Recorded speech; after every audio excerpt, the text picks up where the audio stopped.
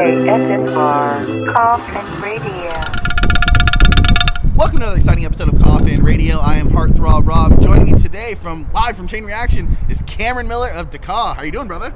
Doing well, man. How are you doing? Good, dude. I'm so stoked to see you guys tonight. You know, I'm fucking a huge fan of yours. You guys got the 3-song EP out right now. How's the reception been to that? Really cool. People seem to be into it, and we're just having a lot of fun playing it.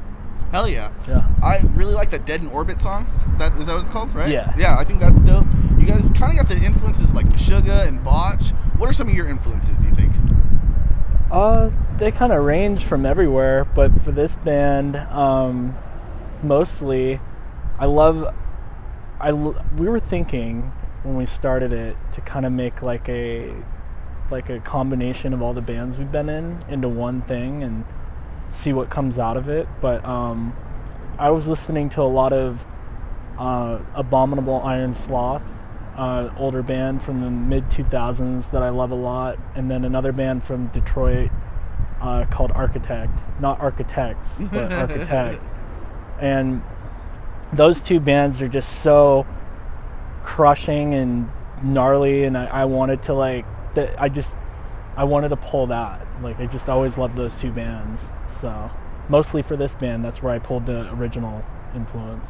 That's dope, man. Yeah. And I mean, I've known you from hardcore shows since forever. You know what I mean? Yep. How did you first get into hardcore? What was that first band or first song you're like, fuck, this is for me? It was Adamantium, from the depths of depression.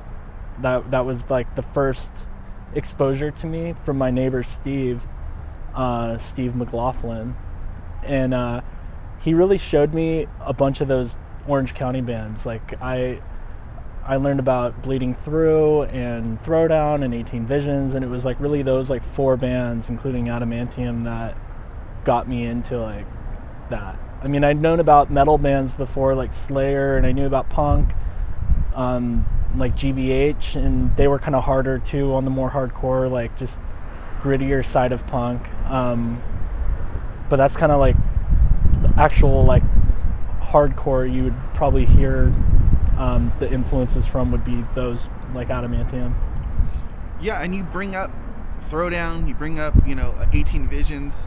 Now you're in a band with Keith Barney. What is that like? How did the band come together, and how is it working with him, someone who you kind of grew up listening to a little bit? I mean, although he's just a few years ahead of us, you know what I mean, just right. A little bit. But what was it like kind of being in a band now with someone that you fucking listen to? I first of all, it's like just like his influence on me, like I said, were the reasons why I got into this kind of music, and then the fact that we just became good friends down the line many years later. Just that friendship is the foundation, and then also just having a similar taste in music and a lot of other interests. It just makes it so easy to be in a band together. And then on top of that, with Rolly and Alex, Rolly and I have been friends probably just as long as Keith and I had been, or maybe even longer. And Rolly's recorded some of my older band stuff, and it was just the same thing with him. A lot of similar things in common, just good friends. And that's like the foundation of this band. It's just we like to hang out as friends and then make music together, and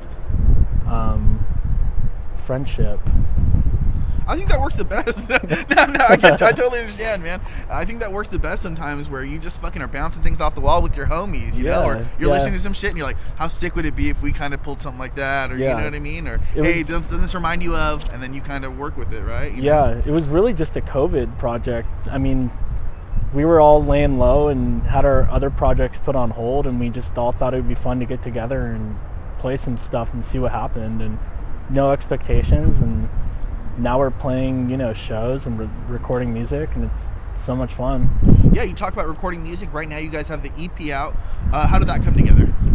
Just, actually, it's kind of strange. We started back in May 2020. That's when we first got together in June, but the ideas started rolling around April, May 2020. And because of COVID, we were kind of just watching, the numbers and the cases, and if we felt comfortable getting together or how it was going to be. And then just over the year, the rest of the year, as much as we could meet up and felt comfortable, we would meet up and work on it. And, we'd work on it at home. Everybody would do their own thing at home and then send each other ideas. And then, we were just recording over that time too, because Rolly has a studio, and we would meet up at that studio and work on it. So then we released the songs a year later in May 2021. Just those 3 songs, but we'd been working on so many other ideas too, but those were the first solid 3 that we wanted to just get out there into the open, so. And dude, I love it. I've been spinning it. I think that it's amazing. And you guys released that on Escapist Records. What's your guys' relationship like with them? Yeah. Or how are things working over with them? Well, I've known Mike for a really long time. We met back in 2012 when my older band played with an Escapist record band called Withdrawal from Canada, rather.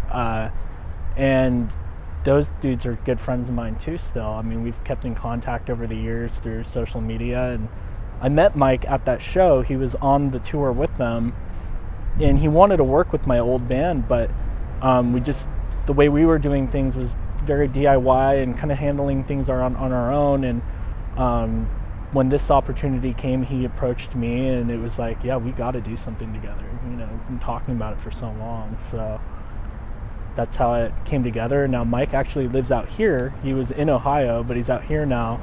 It makes it easier for him to come hang and check out our stuff. And he was at our first show, and it was it's really cool. And I feel like this band is really like I mentioned before, centered around a lot of friendships that have been around for a while for me. So it's cool that I get to collaborate and work with everybody I've known for a while. That's cool, man. And I know you guys just have the 3 songs out right now, but what are the plans for upcoming music? You're obviously going to play more than 3 songs tonight. Is there any plans to throw something out later, or how are you guys writing music right now as well, or recording anything? Yeah, we've been working on stuff. We've got a few new songs that we're playing tonight.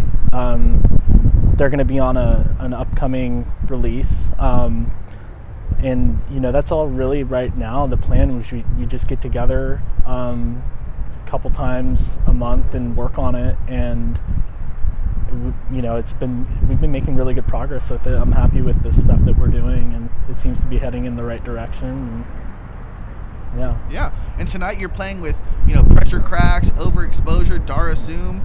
Do you guys have any other shows lined up for right now, or is it just going to be the recording process? We're just focused on this next record we're going to do. Tonight we couldn't pass it up. It's like all of our friends are playing. All the homies are here tonight, dude. I'm so stoked. Yeah.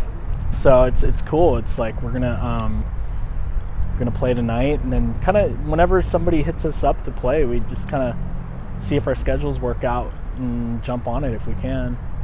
For sure. Yeah. Okay, so I guess that kind of almost answers the question, what are your plans for the future? Just putting out the album, writing more music?